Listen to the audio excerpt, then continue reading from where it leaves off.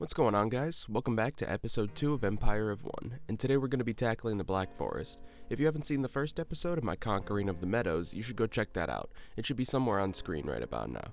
This one will be quite a bit longer because this is truly where the Valheim experience begins. But, without further ado, let's get to exploring the Black Forest and my journey to make these lands my own.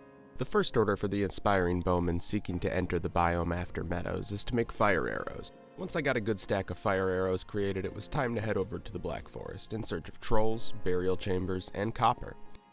I found my first copper vein just down the hill from my home on the edge of the forest, but soon after I started mining I was accosted by a 2-star grey dwarf and had to be smart in how I handled that due to my crappy leather armor. So, I used my bow to lay down some newly crafted fire arrows and continued into the Black Forest to start gathering some of my other materials. I stopped to clear a grey dwarf spawner, and then to collect some blueberries, which I would need in quite a few food items from here out. Then it was time to get my grubby little hands on some thistle and carrot seeds, which would be extremely important in large numbers for brews and foods down the road. It wasn't long before I discovered my first burial chamber and took down the 1-star skeleton guarding the outside. I headed inside, ready for a fight, and a fight I got. My bow was hard at work defeating skeleton after skeleton, scouring the cave for any sign of surtling cores which I would need to build my smelting setup. The goal was 10 so that I could build both a kiln and a smelter and get my metal production started to prepare for the next step in life, the Bronze Age. After a few close calls, I had found 5 cores, but was soon backed into a corner with no common sense to be found, and had my first death of the playthrough. Spawning back into the front of the chamber, I ran over to the skeletons that ended me and beat them with my fists. I claimed my stuff and continued my search to finish the long-awaited first jump into metal. After dealing with a few more skeletons and their spawner, I finally found what I was looking for in this magnificent burial chamber, so I headed out. It was nighttime and raining. The skeletons and grey dwarves outside were not happy with me, so I handled them before pushing onward to home. It was pretty much pitch black outside, but I made my way home to the meadows and deposited the valuables I scrounged together. The smelter and kiln were obviously important, so once I had slept and the morning light was shining down, I was able to get those in working order and get started on some coal production. I had also taken down a troll, which I didn't seem to record, so I crafted my first piece of troll leather armor, the tunic. I would need to bring down plenty of other trolls, some more fire arrows were necessary for that. I also somehow forgot to put my copper in the smelter, like an idiot, so I did that before heading out on a troll hunt. It took a little while to find a troll, but as I struggled up this hill drenched in the orange glow of the rising sun, I saw a big blue target just waiting to be lit on fire. I engaged, and the fight ended up being quite a bit harder than I anticipated. After kiting the beast through the woods and dealing with some smaller but just as annoying enemies, I brought the troll down and claimed my prize. After that, it was finally time to grab some tin ore, which I found not too far from where I killed the troll along a river running through the Black Forest.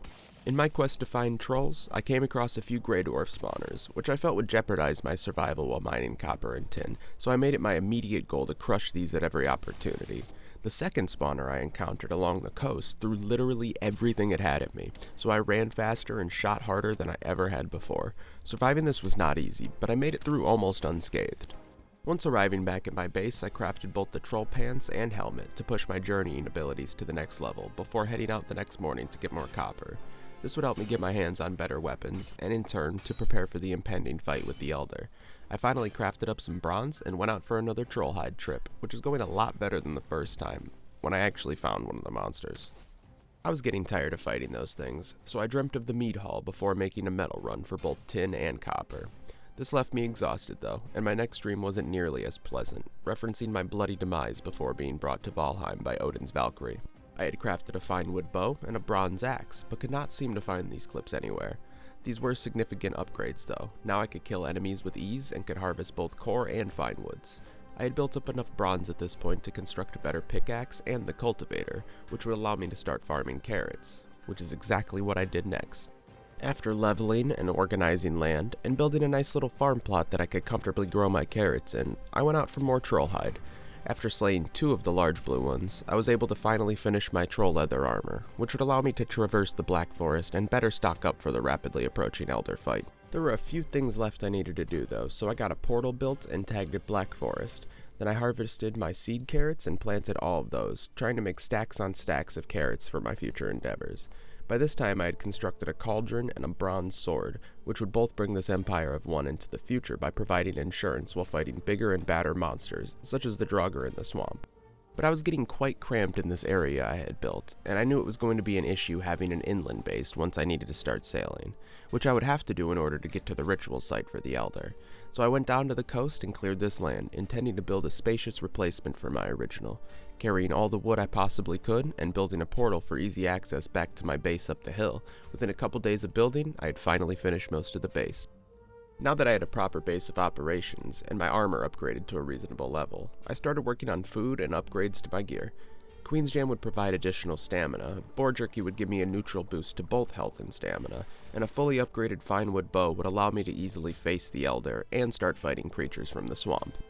I gathered a plethora of fire arrows, since the Elder is a giant tree monster, and trees are susceptible to flames if you didn't know. Then I waited for my carrots to finish growing and brought down some mobs in the rain to kill some time. I also built my first ship, the Carve, and built a portal while I waited, which I would need to get over to and back home from where the Elder would be summoned. Finally, it was time to gather my first large load of carrots, put some actual food in my hotbar, and head out to sea to go conquer the Elder once and for all. When I arrived on the western continent, I found my first swamp and marked it on the map for later. This was a big win, but a short-lived one when I realized that I forgot the materials for a portal. Since I was in the Black Forest anyway, I opted for collecting those resources rather than taking the arduous journey back home across the ocean. Once I gathered 2 Surtling cores, 20 fine wood, and 10 Grey Dwarf eyes, I built a small hut to house the portal and took it back home to drop off my inventory to prepare for the next boss fight. I headed over to my old base for Ancient Seed so that I didn't repeat my mistake from the Eikthyr fight and forget the summon offering. Now it was finally time to get this fight out of the way and bring down the Elder. This boss fight is a significant step up from Eikthyr, having 2,500 health points, as opposed to Eikthyr's measly 500. It takes quite a bit of movement, awareness, and accuracy to bring down the King of the Forest, especially while dodging its too predictable but high damage dealing attacks. As you'll see in some of the footage, I take quite a bit of damage just by getting hit once, which could end up spelling disaster for anyone who might not be as prepared for the fight. My higher level food and upgraded Bronze Age gear would prove reliable, though I got close to my end a few times throughout the battle. After some shimmying while using trees, rocks, and the landscape to my advantage, I was able to crush the man tree and claim my prize, the Swamp Key and the Elder Trophy. The key would allow me to unlock crypts to access scrap iron once I got to the swamp, while the Elder Trophy would give me the ability to invoke the power of the Elder to chop trees at a faster rate, which I will need a lot of for the future of my kingdom building. Well, that's the Black Forest conquered. Finally. It's probably the most tedious part of a Valheim playthrough because now the excitement and prospect of death becomes very real. The swamp means I'll have to travel, and scrap iron means I'll have to carry quite a bit of weight from faraway lands back to my home. Tune in next time to catch me Draugr battling, crypt clearing, sausage stuffing, and so much more for my next installment of your new favorite Valheim series, Empire of One. Thanks for watching, Vikings. Take care and be safe out there, no matter where you are in Odin's Proving Ground. Chronic, out.